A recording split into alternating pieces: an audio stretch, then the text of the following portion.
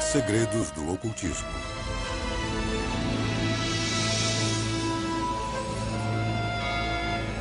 Os magos.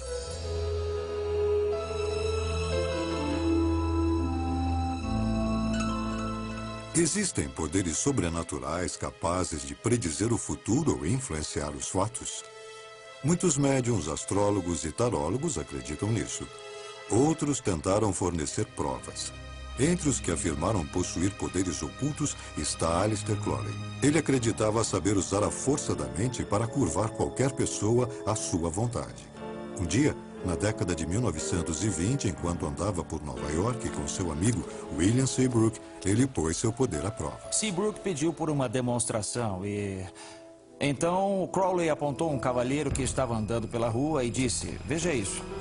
Crowley começou a imitar o jeito de andar daquela pessoa e, de repente, Crowley caiu de joelhos e se levantou.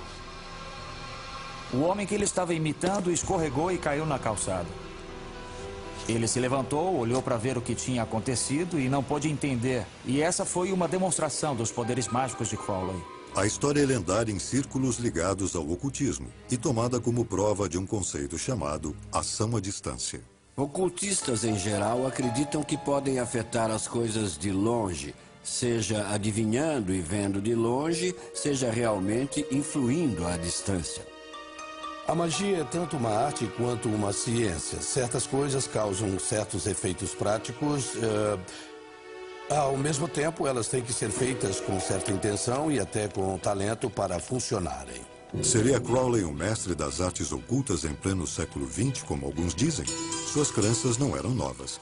Crowley tomou como guias os egípcios, antigos ocultistas que acreditavam que feitiços poderiam curar doenças e fazer as colheitas crescerem. Muitas coisas que eram tidas como sobrenaturais passaram a ser aceitas como fatos. Isaac Newton acreditava que uma força invisível, chamada gravidade, mantinha os planetas em órbita em volta do Sol, o que é ação à distância. Mas Newton hesitou em divulgar sua revolucionária teoria da gravidade, temendo que fosse vista como magia. A ciência atual está esbarrando com ideias, lidando com a zona onde a magia, espiritualidade e religião se encontram. Pois são todas maneiras de tentar entender como o mundo funciona. Oculto significa secreto ou escondido, e seus primeiros mestres eram vistos como verdadeiros magos, mas também são os primeiros cientistas. Suas descobertas nas artes ocultas da astrologia e alquimia foram o berço das disciplinas científicas modernas. Voltando para os tempos antigos, não havia ciência. Então, os magos e os alquimistas e os proto-matemáticos também estavam fazendo ciência, assim como faziam literatura, filosofia, cosmologia e religião. Não havia separação entre essas coisas. Com o nascimento do que chamamos de ciência moderna, a ciência e o ocultismo seguiram por trilhas separadas. Muitos ainda veem o oculto com suspeita, mas a ciência moderna vem trabalhando à beira do sobrenatural, tentando desvendar mistérios que instigaram os primeiros magos. Físicos sérios estão considerando a viagem no tempo. Físicos sérios estão considerando universos paralelos. Físicos sérios estão tentando entender as 11 dimensões da teoria das cordas. E quando chega nesses domínios, você começa a olhar para o mito e para o pensamento mágico, o pensamento quase surreal, como um jeito de falar sobre tais questões. Foram os primeiros mestres ocultistas, os guardiões de segredos que a ciência moderna está apenas começando a redescobrir? A trilha do ocultismo começa no Egito, 5.000 anos atrás, um pouco antes da ascensão dos grandes faraós, da invenção dos hieróglifos ou dos pictogramas. Os egípcios documentavam sua história e religião e desenvolveram sistemas complexos de astronomia, astrologia e geometria. Eles acreditavam que o poderoso conhecimento vinha do deus Thoth. Thoth, ou Tahut, era o deus egípcio da magia. E mais do que apenas o deus da magia, era o deus da escrita, da astronomia, da matemática e da ciência. Ele inventou a linguagem, inventou a escrita. Apenas sacerdotes com treinamento especial tinham acesso ao conhecimento secreto de Thoth. Imhotep, construtor da primeira pirâmide, foi um dos escolhidos. Thoth era considerado aquele que nos deu a escrita, os números e as artes de autoconhecimento através de trabalhos com a consciência. Há quem pense que ele era uma pessoa que foi deificada por suas realizações. Outros acreditam que era uma entidade mítica desde o início. As lendas dizem que o livro de magia escrito por Thoth continha segredos dos deuses. Considerava-se que o livro de Thoth estava situado no plano astral. Ele não era um objeto físico, mas algo a que você só chegaria numa verdadeira viagem de consciência. Então, provavelmente é uma das mais antigas ocorrências de mediunidade, onde um indivíduo poderia atingir um estado especial da mente e contatar a energia de Thoth, onde pudesse encontrá-la e ser guiado por esse tipo de consciência multilingüe e multicodificado. Se você for descrever o livro de Thoth, você pode muito bem olhar uma construção como a pirâmide ou a esfinge e dizer que os ensinamentos ali contidos são páginas do livro de Thoth. Portanto, todas as medidas, todas as palavras, todos os conceitos são parte do livro de Thoth. Mas o livro de Thoth jamais foi encontrado. O deus teria ordenado que fosse enterrado sob o Nilo e protegido seus segredos com uma maldição. Os arqueólogos modernos acabaram descobrindo que muito do conhecimento que os egípcios creditavam a Thoth foi criado pelos babilônios. Em 4.000 anos antes de Cristo, foram eles que calcularam os movimentos planetários, que inventaram o ábaco, o primeiro sistema de sequência numérica e as primeiras formas de astrologia e de astronomia. Essa informação se espalhou pelo Egito e ajudou a desenvolver uma das maiores culturas da história. Mas, assim como os egípcios, os babilônios atribuíam seu conhecimento ao divino. Todo templo era um observatório, era um local de astronomia para estudar os planetas. O conceito do divino é um modo de tentar entender a vontade dos deuses. E para tentar entender a vontade dos deuses, você precisa de algo para ler sobre eles. Alguma coisa que mostre o que eles fazem. Os babilônios usaram uma das mais antigas artes ocultistas para entender seu mundo: a adivinhação, ou acesso ao sobrenatural. Os movimentos dos planetas pelo céu costumavam ser considerados as pegadas dos deuses e deusas. E quando os planetas se alinhavam ou sofriam interações ou um retrocedesse enquanto o outro avançava, acreditava-se que tudo isso afetava o mundo. Começou na Idade da Pedra, quando os xamãs invocavam espíritos para garantir sucesso na caçada. Algumas pessoas que ganhavam a reputação entre os antigos de terem experiências místicas tornavam-se os representantes religiosos do clã. Essas pessoas teriam se comunicado pelas vias da imaginação, algo como um diálogo com os deuses ou diálogo com os espíritos, ou teriam afetado algum acontecimento. No Egito, a adivinhação se desenvolveu em um sofisticado sistema de rituais e cerimônias concebido para contatar os deuses que governavam nosso mundo. É claro que estavam tentando influenciar coisas como o sucesso nos negócios ou na colheita. Os egípcios recorriam a rituais, a encantamentos e a símbolos para transmitir todas essas coisas. O próprio faraó era o líder religioso, então ele era provavelmente o mestre praticante tanto da religião quanto da magia. Muito do que era chamado de magia cerimonial, como o preparo de feitiços e o uso de palavras mágicas e de encantamentos, veio dos egípcios. Quando os mercadores fenícios espalharam esse conhecimento pelo mundo mediterrâneo, a magia se disseminou. Eles codificaram um alfabeto que alinhava os sons da fala, o sistema numérico, os signos zodiacais, os planetas e os aspectos do céu. Então você podia, com esse alfabeto, conjurar palavras sagradas, podia contar, avaliar, calcular e podia usá-lo na astronomia. As origens sagradas dessas disciplinas foram gradualmente esquecidas. Em 1212 a.C., morreu Ramsés II, o último grande faraó do Egito. Exércitos invasores conquistaram o Império do Nilo. Seus segredos se perderam, mas não para sempre. Após o declínio da extraordinária cultura do Egito, outra civilização sobressaiu, a Grécia, no século VI a.C., com a ajuda de uma das mais pródigas mentes da história, Pitágoras. O nosso alfabeto, as construções que nos cercam e mesmo a música que ouvimos têm uma dívida com esse brilhante filósofo. Em sua busca por sabedoria, Pitágoras viajou incansavelmente, procurando por conhecimento oculto, que ele encontrou em escolas de mistérios distribuídas por muitas culturas diferentes. Pitágoras sintetizou os elementos dessas escolas numa nova disciplina, a filosofia. Em sua base estavam os números. Ele acreditava que matemática, filosofia e uma compreensão do divino eram inseparáveis. Não podemos dizer que ele originou nada, mas ele condensou e trabalhou o conhecimento daquele mundo e o trouxe para aplicações práticas. Pitágoras identificou os números como os elementos mais fundamentais da criação. Quando olhamos para a ciência da nossa época, percebemos que todo mundo está repleto de constantes matemáticas. Você tem o pi, tem a velocidade da luz, tem a força da gravidade. Então, a ideia de que os números descrevem o mundo é adequada. Em 518 a.C., Pitágoras abriu uma escola na região de Crotona, ao sul da Itália. Seus discípulos, cautelosamente selecionados, eram chamados de matemáticos.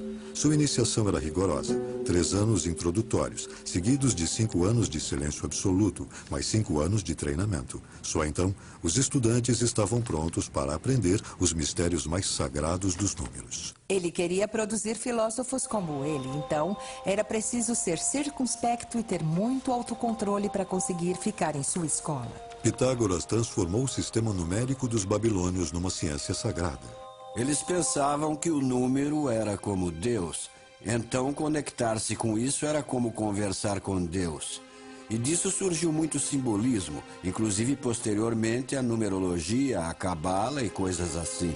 Pitágoras descobriu que as escolas de mistérios partilhavam a crença de que toda a criação se unificava em Deus. Ele fez uma obra enorme explicando o mistério dos números, mostrando como o 1 se divide e vira 2. O 2 encontra síntese e faz 3. E o 3 se rompe e vira as 10.000 coisas.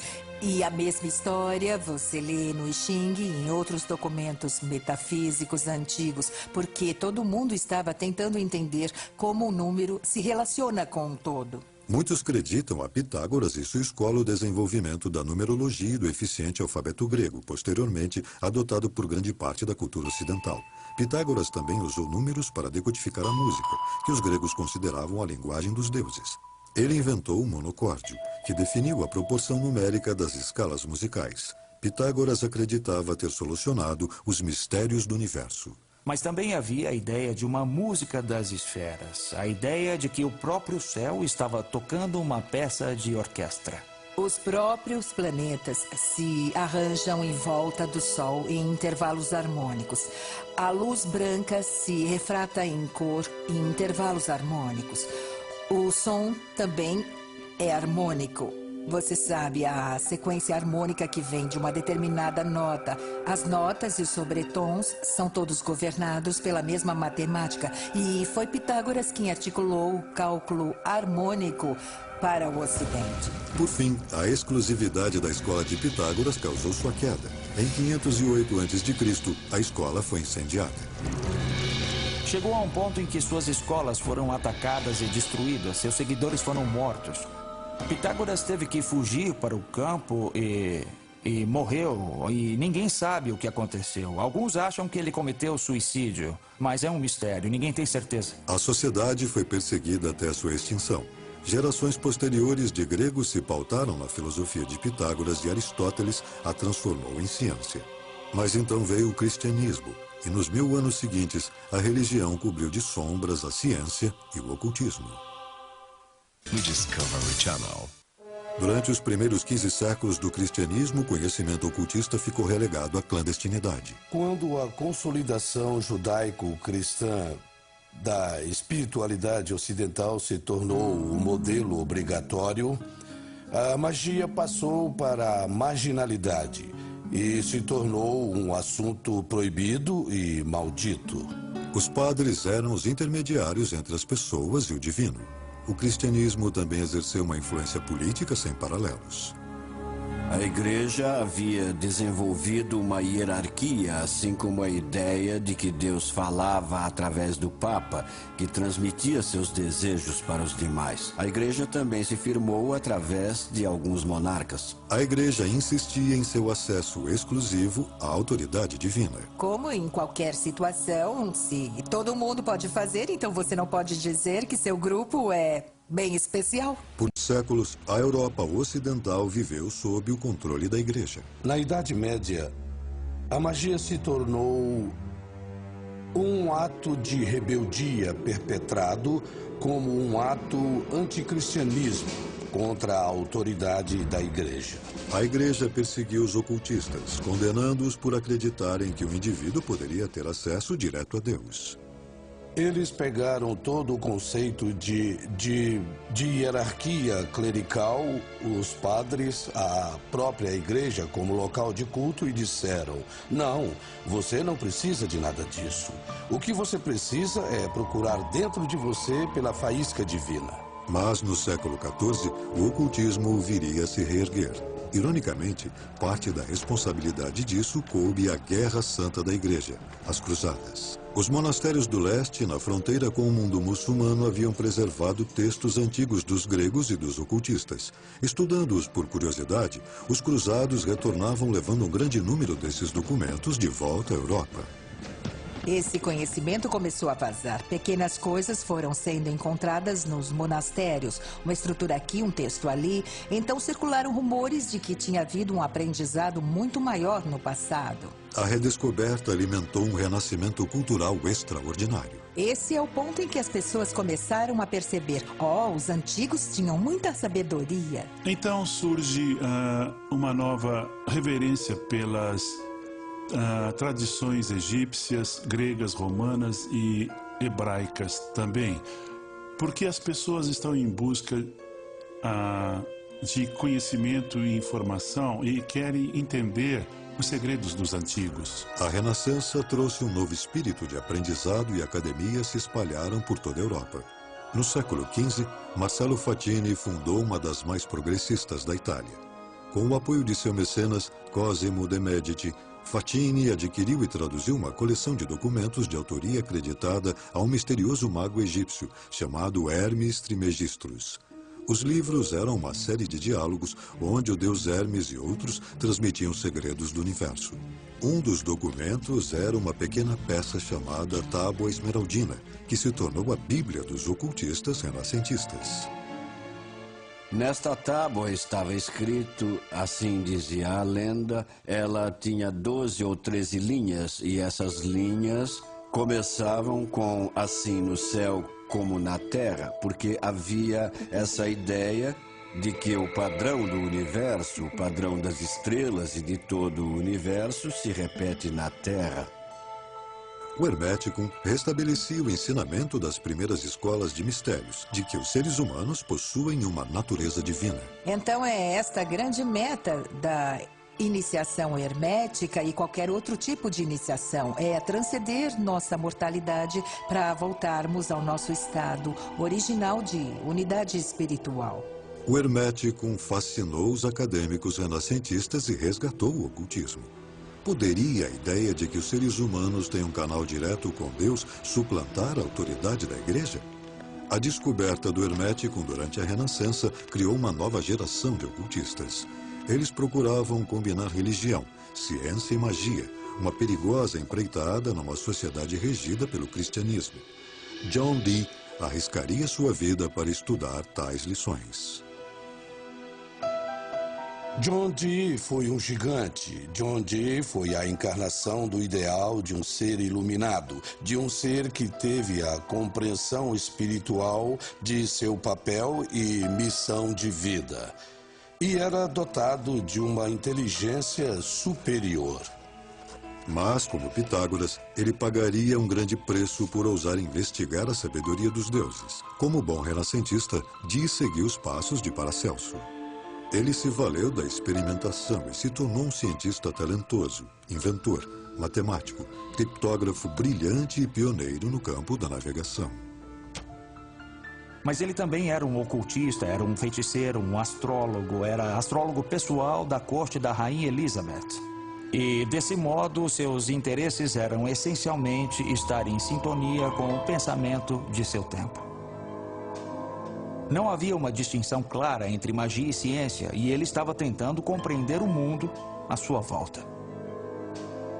Quando a Rainha Elizabeth assumiu o trono da Inglaterra em 1558, ela nomeou Dee o astrólogo da corte, mas sua influência foi muito além dessa posição. O famoso mago da Inglaterra também era um espião da rainha. Ele se envolvia em intrigas políticas. Ele era um aliado de confiança da rainha, mas também trabalhava nos bastidores em toda a Europa para ajudar a diminuir o poder da Igreja Católica e colocar o poder da Igreja Protestante em seu lugar. Guiada por Dee, a Rainha Elizabeth legitimou oficialmente a ciência oculta mais significativa da Renascença, a alquimia. Os alquimistas tinham duas metas: curar doenças e transformar metais básicos em ouro. Eles acreditavam que obteriam sucesso ao encontrar a pedra filosofal, um agente místico que também levaria os alquimistas a um elevado estado de consciência. Era uma abordagem para tentar entender como o mundo físico trabalha. A prática da alquimia foi a precursora da química moderna. A alquimia existia desde os antigos egípcios, mas nas mãos dos cientistas renascentistas atingiu outros patamares. Tudo o que sabemos e fazemos hoje na ciência moderna foi desenvolvido pelos alquimistas. Técnicas de laboratório eram parte da tradição alquímica. A observação de resultados e o método científico são filhos da alquimia. Os alquimistas estavam na vanguarda da ciência. Eles descobriram o fósforo, o zinco, a destilação do álcool, a natureza microscópica das doenças. Eles foram os primeiros a entender como o sangue circula no corpo. A Igreja via seus experimentos heterodoxos e avanços científicos com suspeita crescente. Estavam acelerando o que a natureza faz, acelerando a velocidade da transformação dos metais, acelerando a velocidade da interação das substâncias e ampliando a consciência. E a Igreja achava que você não podia acelerar as criações de Deus sem recorrer aos demônios. À parte seu trabalho com alquimia, a verdadeira paixão de Dee no ocultismo era a adivinhação.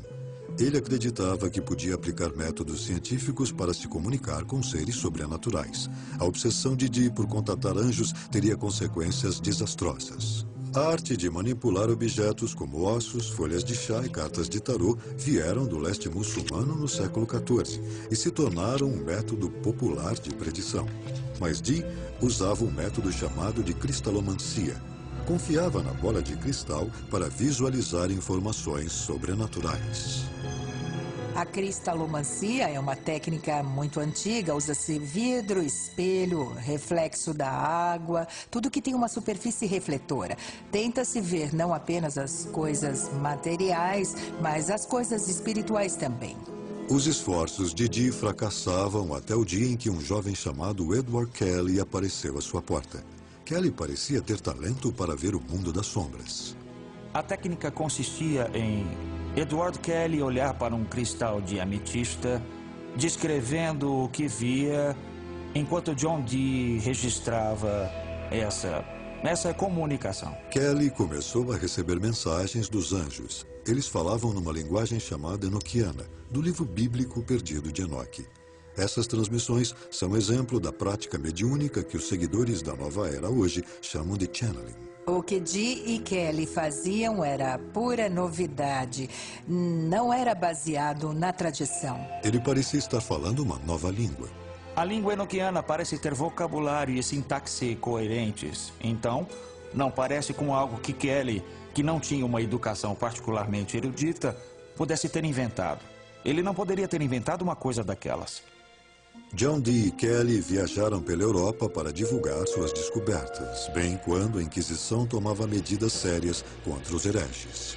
Bastava uma pequena mudança nas circunstâncias políticas ou religiosas para que algo considerado excepcionalmente maravilhoso fosse considerado demoníaco e perigoso. Dee voltou para a Inglaterra, onde descobriu que uma turba havia destruído sua inigualável biblioteca e seus instrumentos científicos e de ocultismo. Ele havia perdido sua posição na corte. O homem que começara como cientista influente da Renascença acabou sem um tostão, acusado de feitiçaria. A queda de John Dee foi o começo do fim para o ocultismo. As práticas foram taxadas pela Igreja como obra de possessão demoníaca. Do século XIV ao século XVI, mais de 40 mil pessoas foram executadas por bruxaria. As ideias ocultistas se enclausuraram nas sociedades secretas, como a maçonaria e a Rosa Cruz. Eles começaram a entrar em irmandades secretas e outras organizações porque eram ideias muito poderosas e perigosas. Perigosas para o status quo, perigosas para a religião dominante. Então, há elementos de segredo e de marginalidade associados a esses temas. Esses portos seguros começaram a florescer por toda a Europa. Sociedades secretas foram fundamentais para a nova era do iluminismo, que tomou a Europa no século XVIII e ajudou, inclusive, a fundar a democracia norte-americana. A participação nessas organizações caiu drasticamente em meados do século XIX, quando as pessoas se voltaram mais para questões cívicas do que para o ocultismo.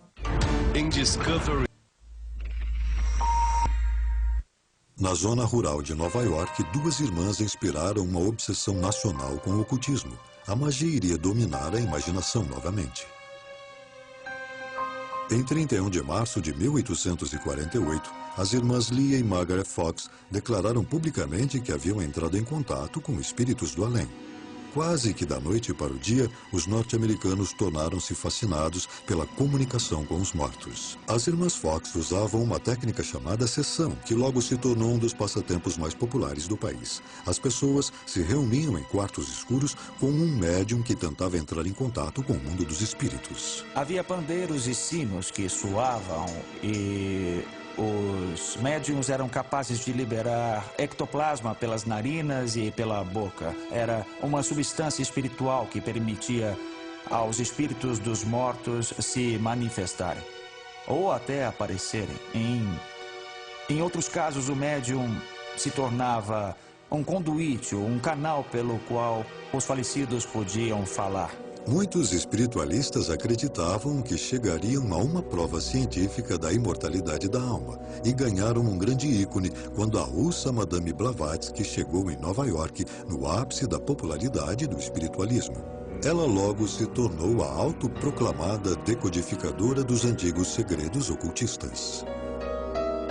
Ela cresceu numa maravilhosa biblioteca ocultista que seu pai havia reunido. Ela entendia as conexões entre diferentes culturas e ensinamentos espirituais e estava tentando corrigir os erros do cristianismo ao importar misticismo e espiritualidade de outras culturas. Nascida na Ucrânia em 1831, numa família da baixa nobreza, Blavatsky se casou cedo, mas abandonou o marido para passar 10 anos viajando pelo mundo. Ela afirmava ter estudado com místicos da Índia e do Tibete. A médium exótica apreciadora de charutos se tornou sensação nos círculos ocultistas. Ela não aceitava limite algum. Ela era uma das pessoas mais eruditas que alguém poderia conhecer naquela época, mas ninguém entendia como um intelecto tão poderoso está num corpo de mulher, mudando tudo que se conhece e produzindo tamanha inspiração. As sessões de Blavatsky eram o assunto de Nova York. Cartas misteriosas apareciam, escritas por líderes espirituais que ela chamava de Grande Fraternidade Branca. Blavatsky não foi capaz de não se aproveitar da popularidade de suas sessões para defender sua própria causa. Ela usou as sessões para um efeito bem espetacular, para materializar cartas escritas por mestres falecidos como instruções que eram passadas a ela. A fraternidade ditava os livros que se tornaram o fundamento de uma nova ciência do misticismo, a teosofia. Blavatsky escreveu duas enormes coleções essenciais, Isis sem véu e a Doutrina Secreta, que pretendiam ser os ensinamentos, as lições secretas dessa fraternidade do Oriente, da escola de mistérios de iniciação. E ela transformou totalmente o panorama da civilização ocidental ao introduzir tais conceitos. Ela foi uma pioneira ao trazer ideias do esoterismo oriental para o Ocidente. Ela se focou nas semelhanças entre cristianismo, hinduísmo, budismo e outras tradições espirituais, defendendo que há, de fato, uma tradição por trás de todas as crenças espirituais do mundo. Blavatsky entendia seu trabalho como ciência espiritual e teceu conexões entre avanços científicos da época e crenças ocultistas. Ela divulgou a antiga visão mística oriental de que a essência do universo não é matéria, mas energia, o que antecipou descobertas da física moderna. Blavatsky também recuperou as crenças orientais de reencarnação e karma. Adquirindo rapidamente muitos seguidores, ela criou a Sociedade Teosófica. O termo teosofia que Blavatsky... Ou a Sociedade Teosófica. O termo teosofia que Blavatsky cunhou vem de duas palavras de origem grega. Uma é theos, que significa Deus, e sofia, que é sabedoria. Então, a Sociedade Teosófica ensinava a sabedoria sagrada. A Sociedade Teosófica se espalhou por todo o mundo e ainda existe em muitos países. Blavatsky foi saudada por seus seguidores como a mãe da nova era. Mas, apesar de seu grande carisma, ela foi vítima de seu próprio sucesso. Enquanto ela se tornava famosa, o negócio do espiritualismo e da mediunidade, em especial as sessões onde você contatava seus ancestrais, ganhou espaço em todo o mundo ocidental e ela achou que aquilo era charlatanismo. Então, ela quis representar um modelo que se destacasse daquilo e falasse a verdade dos grandes temas. Mas, infelizmente, no fim, ela se reduziu àquilo que tentava combater. Em 1885, Blavatsky foi investigada pela Sociedade Londrina de Pesquisa Psíquica. Eles concluíram que suas sessões eram armadas, que as cartas não apareciam magicamente do outro mundo. Haveria um aparelho com molas no quarto acima da câmara e bastaria que alguém colocasse uma carta no aparelho para ela deslizar de um andar ao outro e se materializar em suas mãos. Apesar de muitos seguidores devotos se recusarem a abandonar a teosofia, Blavatsky estava manchada pela fraude. Ela morreu logo depois. Seus seguidores estabeleceram um novo quartel-general na Índia, onde a teosofia prosperou. Um jovem devoto, Krishnamurti, foi identificado como um mestre reencarnado e designado para conduzir a Sociedade Teosófica ao século XX. A síntese de Blavatsky entre espiritualidade ocidental e oriental ganhou novo terreno no ocultismo. Um homem descrito pelos jornais como a pessoa mais perversa do mundo afirmava ter penetrado ainda mais fundo nos mistérios. Nascido em 1875, Aleister Crowley foi criado num ambiente religioso rígido. Sua mãe o apelidou de besta a partir do Livro das Revelações. Era um título que ele manteria por toda a sua vida. Ele se identificava como o anticristo, como a força que varreria essa terrível programação cristã que deformara a sua infância. Crowley começou a estudar o ocultismo como membro da Aurora Dourada. A Hermética da Aurora Dourada era uma sociedade secreta típica da era vitoriana na Inglaterra. Ela reunia todo o conhecimento que estava disponível naquela época. Havia tarô, havia a Cabala, a magia angelical de John Dee e as tradições Rosa-Cruzes, todas elas combinadas em um único sistema. A Aurora Dourada atraiu boa parte da inteligência de Londres, mas Crowley acabaria por romper com o grupo. Ele encontrou seu próprio sistema de crenças após uma viagem ao Egito, onde sua esposa recebeu um sinal místico de que ele deveria se preparar para uma mensagem dos deuses. Obedecendo ao chamado, ele começou espontaneamente a escrever uma obra chamada O Livro da Lei. Esse livro anuncia uma nova lei para a humanidade. E, de fato, nos conta que nós somos entidades espirituais muito destemidas e iluminadas. que, de fato, nós somos como deuses. O livro da lei foi outra síntese entre a espiritualidade do Oriente e a do Ocidente. Crowley chamou seu novo sistema de Telema. Incorporava princípios da magia que ele dizia ter aprendido com os antigos egípcios e outras fontes ocultas. Ele se tornou um autoproclamado mestre da ação à distância, concentrando sua força de vontade para criar efeitos desejados. Aleister Crowley definiu magia como a arte e a ciência de causar mudanças de acordo com a vontade. Toda a sua abordagem é basicamente possibilitar ao praticante fazer as coisas acontecerem, a materializar o que ele quiser que aconteça no mundo. A lei fundamental de Telema é: faz o que tu queres, há de ser a lei. O amor é a lei. Amor sob vontade.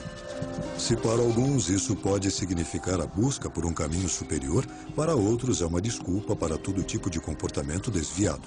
Alguns críticos dizem que o próprio Crowley compartilhava da segunda teoria. Crowley praticava a sexualidade como caminho espiritual.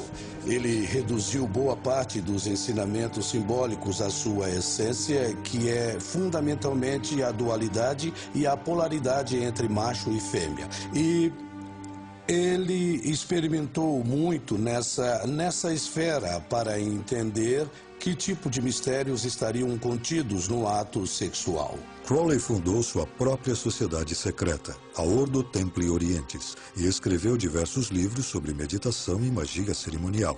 Ele também ajudou a reinterpretar o tarô para o século XX. O tarô é uma representação pictórica dos ensinamentos ocultistas.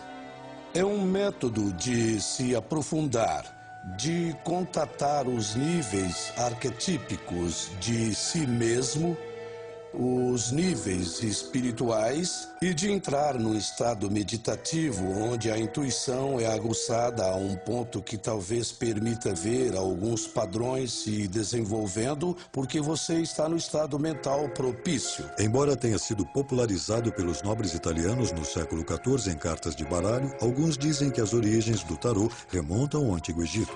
Ao longo do tempo, adquiriram significado oculto. Crowley desenvolveu sua própria versão chamada de Livro de Tó, baseada na magia egípcia que havia estudado. Acredita-se que o tarô, que hoje é uma ferramenta popular de adivinhação, revela informações sobre o consulente e sobre o futuro. Tudo que se relaciona num certo momento do tempo está conectado. Então, se duas pessoas se reúnem em torno de uma questão e manipulam uma ferramenta oracular como essa, e se essa manipulação tiver a intenção de atender a necessidade e o sentimento, então surgirá um reflexo especular da energia produzida entre as duas pessoas. Os textos de Crowley, como os de Madame Blavatsky, foram tomados como precursores de muitas ideias da nova era. Mas, apesar de seu trabalho sério no ocultismo, ele acabou se tornando famoso pelo abuso de drogas e comportamento sexual decadente. Quando Hitler subiu ao poder nos anos 30, a reputação de Crowley foi duramente atingida. Ele escreveu propaganda nazista e logo se tornou um excluído. Depois da Segunda Guerra Mundial, houve rumores de que Hitler teria usado os textos de Crowley e Madame Blavatsky para formar sua teoria sobre a superioridade ariana. Não acho que haja qualquer evidência de que Hitler leu as obras de Aleister Crowley propriamente. Sem dúvida é sabido que Hitler e membros de seu regime tinham grande interesse no ocultismo e que adotaram como seus alguns dos símbolos ocultistas. Doente e viciado em ópio, Crowley passou seus últimos dias numa pensão e morreu em 1947. Como outros ocultistas antes dele, Crowley tentou aprender os segredos dos deuses e terminou desacreditado e condenado pela sociedade. Eu acho que no caso dos grandes pensadores da história, que no fim acabam sendo perseguidos por suas crenças, o que acontece é que essas pessoas estão muito à frente de seu tempo e desafiam nossas concepções, deixando as pessoas desconfortáveis. Esse nível de desconforto, esse nível de medo e de ameaça do pensamento sobre as bases do poder leva a sociedade, o governo e outras instituições a atacá-los. Ataques terroristas. As práticas ocultistas definharam na maior parte do século XX, mas voltaram a florescer durante o movimento hippie dos anos 60. Gurus populares como Maharishi e Timothy Leary promoviam estados alterados de consciência que poderiam levar a patamares mais altos de autoconsciência. O individualismo se tornou a meta de milhões de jovens que rejeitavam as religiões tradicionais em troca de suas próprias rotas em direção a Deus. Nos anos 80, as ideias da nova era já eram bem aceitas. Os textos de Madame Blavatsky que se tornaram centrais na reinterpretação do ocultismo para audiências modernas, e até a reputação de Aleister Crowley foi até certo ponto restabelecida. Houve um boom no interesse pelo ocultismo, e nós vemos Crowley quase como um ícone pop. Os Beatles puseram Aleister Crowley na capa de Sgt. Pepper. Jovens músicos como David Bowie e Jimmy Page se interessaram muito por Crowley. Ele obteve uma renascença nos anos 60 e 70 e tem sido uma figura bem popular de lá para cá.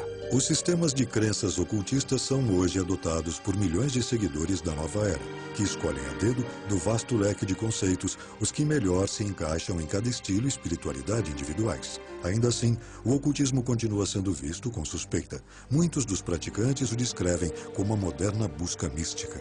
A busca mística é o processo pelo qual seres humanos, limitados pelo espaço e pelo tempo, podem transcender suas contingências e sua história e atingir uma consciência divina ou macrocósmica, e que é o processo de se tornar imortal, ou seja, deixar para trás o corpo físico para conseguir se identificar com esferas mais vastas da realidade. Estamos cercados de riqueza material e tecnologia, mas sentimos que perdemos alguma coisa. Nós perdemos aquela conexão, perdemos a compreensão de nossas raízes humanas. E muito do interesse nas ideias da nova era e muito do resgate das ideias antigas vem do desejo de reconectar-se com essa história, de nos fazer sentir mais completos, mais espiritualizados, mais conectados, mais cientes da paixão e do significado da vida. E o que começou como magia ocultista influenciou o mundo da ciência. Há tentativas das mais legítimas de entender como o mundo funciona. Não haveria astronomia hoje em dia se os antigos astrólogos não tivessem estudado o céu. Não haveria química hoje em dia se não fossem os alquimistas. Havia segredos que eles pensavam se referir ao segredo da vida eterna. O segredo de se livrar das doenças, os grandes segredos de transformação, por exemplo, do chumbo em ouro, que não era a única meta. Talvez uma das transformações seria a do ser humano num Deus na Terra. E é uma coisa maravilhosa que agora tenhamos a física de partículas, com pessoas pensando que a vida é pura energia. E que talvez haja uma conexão entre todas essas ideias. Talvez o poder de se tornar Deus seja a habilidade de transformar a si mesmo. A medicina e a ciência se beneficiaram do legado do ocultismo. E no futuro, o que chamamos de magia pode ter um papel em descobertas ainda maiores. No campo da ciência, temos uma cultura de especialistas muito focados em áreas particulares. Então eu acho que alguma coisa da natureza holística do passado é necessário para fazer a revolução que nós ainda não conseguimos fazer na ciência. As crenças podem nos cegar. Sejam crenças religiosas ou crenças científicas. E o grande mérito dos experimentos ocultistas é nos manter abertos para todas as possibilidades. Apesar do progresso feito pela ciência, o mundo moderno ainda tem muitos mistérios que talvez nunca se expliquem. É o incognoscível, é o mistério. E o mistério é o centro da busca espiritual. Mas também é o centro da busca científica e da busca artística. É para isso que estamos na Terra, para perseguir esse mistério. Como os primeiros ocultistas, os cientistas modernos vão continuar procurando maneiras de adivinhar os mistérios do mundo e as forças que o criaram.